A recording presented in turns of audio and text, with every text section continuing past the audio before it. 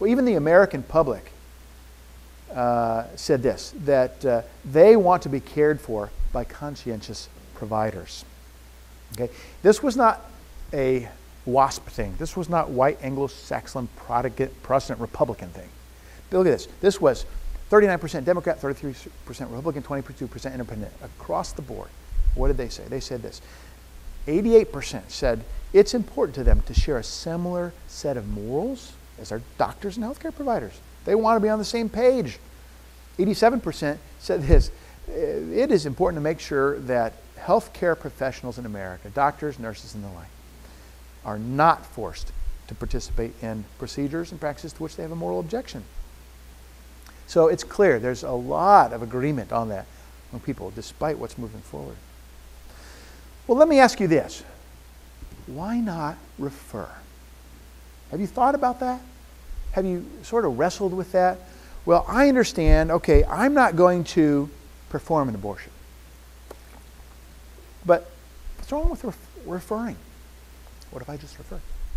Well, some important things to think about. That involves two physicians. The first is the referred physician, okay, the one to whom you would refer.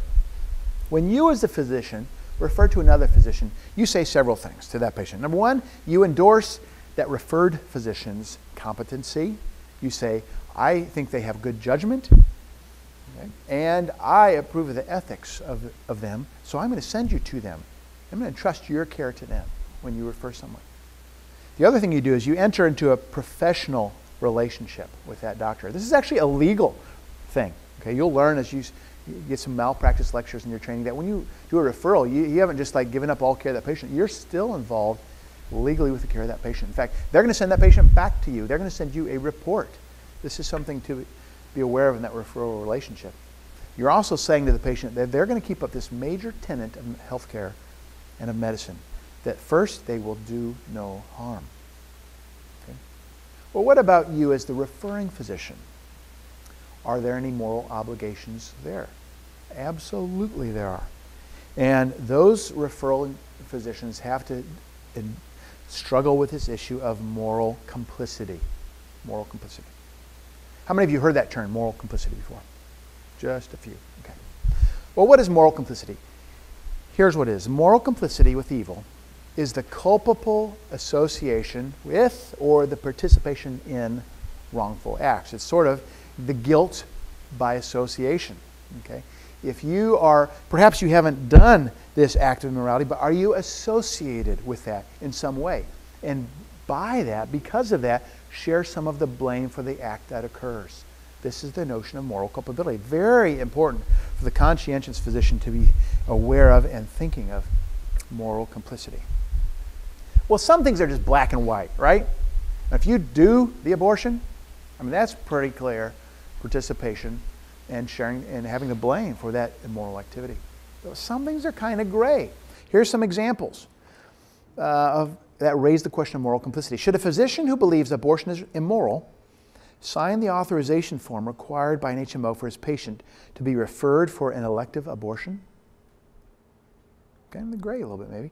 What about an Oregon pro-life family physician, okay, where assisted suicide is legal, who is unwilling to prescribe a lethal drug at the request of a dying patient? Okay, should that physician refer her to another physician who he knows will give her the prescription? What about a patient? Should a mother consent to having her child immunized with a vaccine that was developed many years ago from aborted fetal tissue? What about this? What about a medical student? Okay, should a medical student use an anatomy atlas that includes drawings that likely were used hundreds of dissected cadavers as models from Nazi death camps? What about a woman? Okay, what about this woman who's dying of heart failure? She needs a transplant if she's going to survive, and she finds out that a heart has come available just from a young man who a few hours ago was murdered. Okay, should she do that? Okay. Well, let me ask you this. Okay, let me ask you this, because each of those situations differs a little bit, but there's something in common. And that's the question of moral complicity. Does a person bear moral culpability by association with an immoral act of another person? So take this. I want you to answer this question for me. Take this situation. The bank is robbed by someone. Okay? Now, there's another person who did not enter the bank, did not make a threat, did not wield a gun, did not collect any stolen cash. And that person drives the getaway car. Now, tell me this. Is that person morally complicit with the immoral activity of robbing the bank? Okay. If you think that person is morally culpable and morally complicit with the bank robbery, raise your hand. Okay, almost all of you. Now, how many of you think, no, that person is not morally complicit? One. How many of you think, actually, I don't know. I'm not sure if he is or not. One. Okay, good. So what if I told you this? Okay, wait a minute. Here's the rest of the story.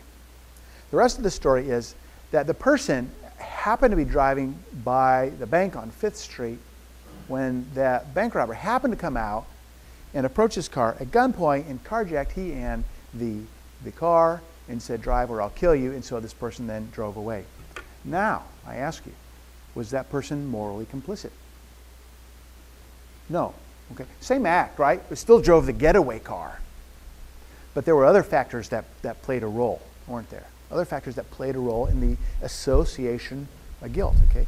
Now, Dr. Bob Orr is one of our outstanding bioethicists in CMDA. And he's actually at Loma Linda. He's from Vermont, doing some time, so to speak, at Loma Linda, where he's visiting professor for several years. And he's written a great article that's online, published at the Center for Bioethics and Dignity. In fact, in the back of the handout section that I have, there's a CMDA statement on this, on moral complicity, that you can look at later. But Dr. Orr gives these 5 ways to help us determine if you are morally complicit with an activity. Okay? The first is the issue of timing. How close in proximity is what you're considering relation to that original immoral act? Okay? So it would seem that the passage of time, okay, may diminish the moral complicity with that immoral act. Clearly, it doesn't diminish the evil nature of the original act. Okay? It also seems, on the flip of this, fairly intuitive, that if you facilitate a future immoral act, for example, signing for a referral for abortion or authorizing insurance to pay for it or prescribing a life-ending drug, that's going to then result in a future act, that would incur likely greater moral culpability, doesn't it? Okay, than an act that something happened years ago. So timing is an issue to help discern moral complicity. There's another one called proximity. Now, proximity is the idea of this.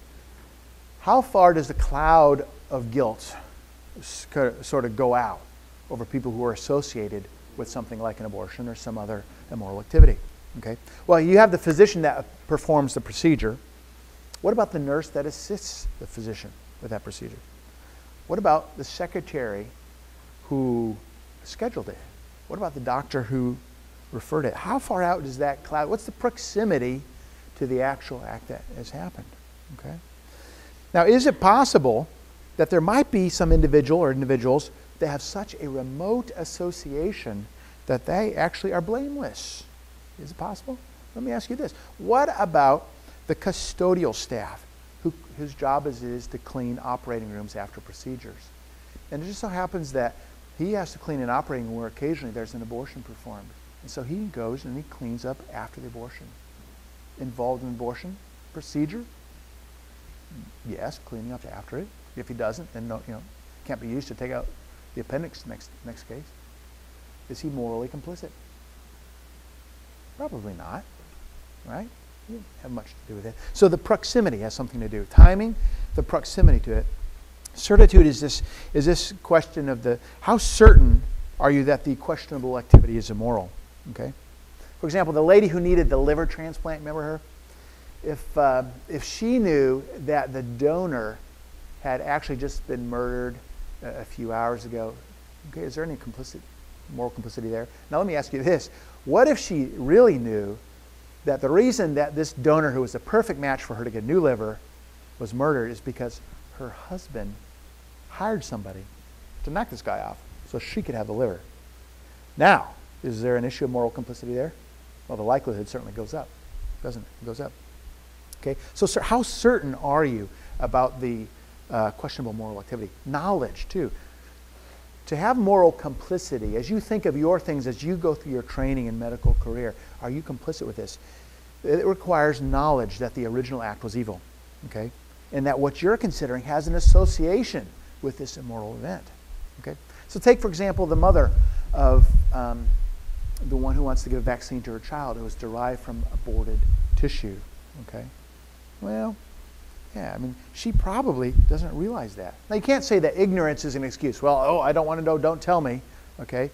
But sometimes unavoidable ignorance of circumstance might be a valid excuse and not be aware of the knowledge.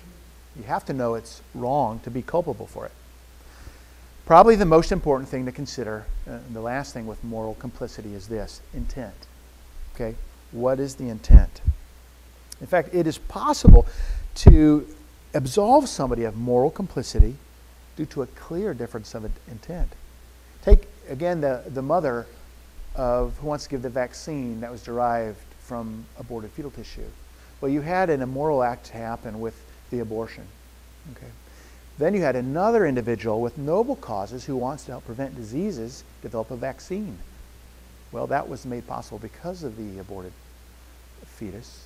However, now you've got a mother who wants to protect her child and administer this vaccine, whose intent is clearly removed from the original intent of the fetus. So the likelihood of moral culpability here is low. We can't hold her morally culpable for what happened back here, primarily because of her intent. Her intent is, I want to protect my child. This is available. Okay? So these things, timing, proximity, certitude, how certain, knowledge, and intent are important factors to think of in why you might not refer. Okay? Moral complicity.